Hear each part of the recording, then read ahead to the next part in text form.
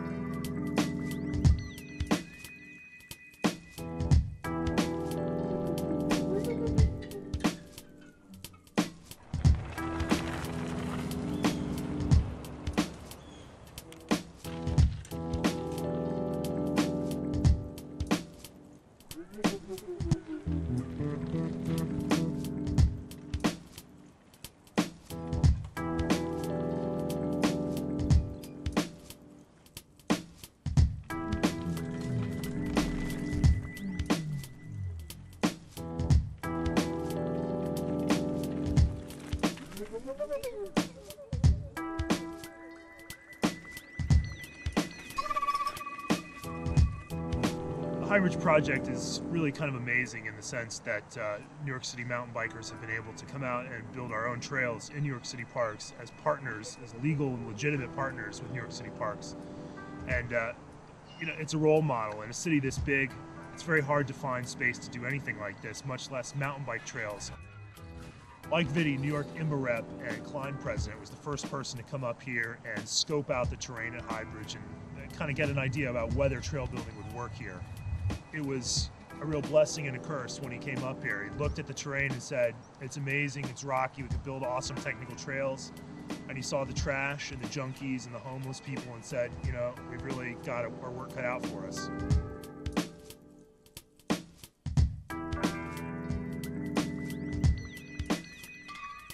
Mike worked with New York City Parks to develop a grant proposal that they put to New York State, and the state gave us $100,000 to build cross-country free ride and dirt jump trails here at Highbridge.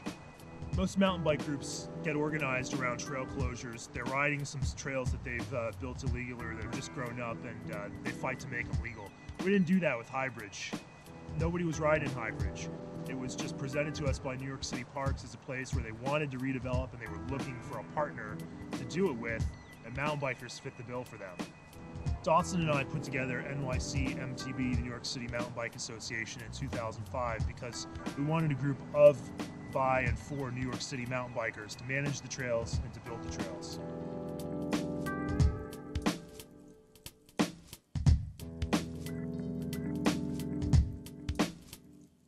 Getting into this park in its raw form was not a real enjoyable experience. Covered in vines, covered in trash, covered in downed trees, and worst of all, covered in poison ivy.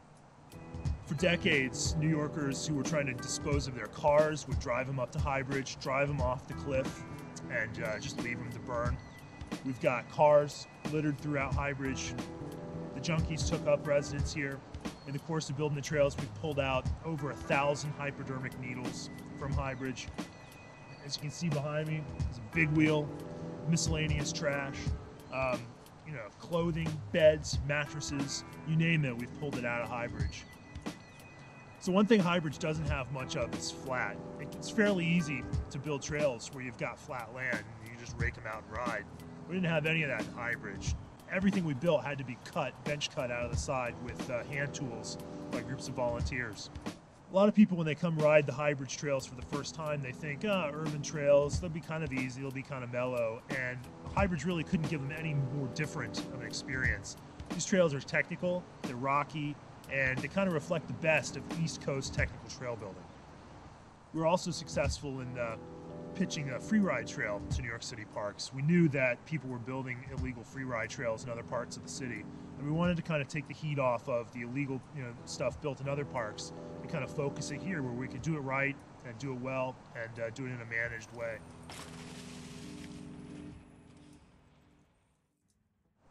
The dirt jump park is kind of a pivotal part of the whole plan. A lot of times those are just kind of built as afterthoughts or they're not involved in any mountain bike trail programs, but we wanted to find a way to bring young people into the trails, and we knew that kids on BMX bikes from the neighborhood aren't, with no gears, they're not going to come ride mountain bike trails, but they will come and ride dirt jumps, and they will come and play around on the pump track, and that's a nice way to get them involved in the project without expecting them to ride on our cross-country trails.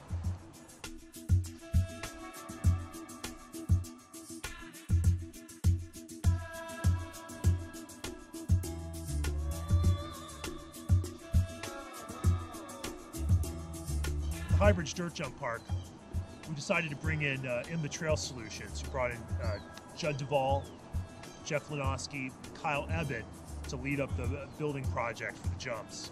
The Trail Solutions crew with Lenoski, Ebbett, and Duvall spent 3 weeks here in New York City with heavy machinery, grading the land. We trucked in 500 tons of dirt, and they spent a couple weeks just sculpting it into what we have now.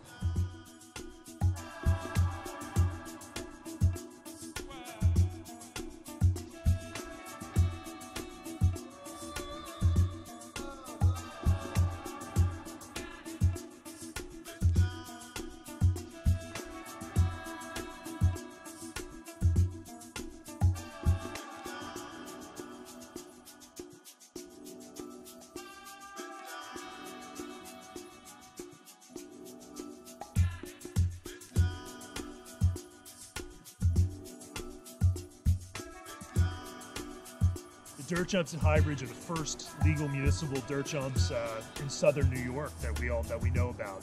It's a pretty amazing project being able to do them, and not just do them out somewhere, but do them in New York City.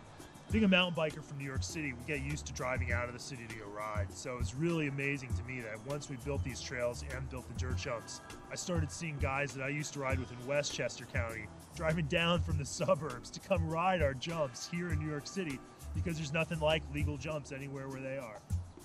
For NYCMTB, Highbridge is just the tip of the iceberg.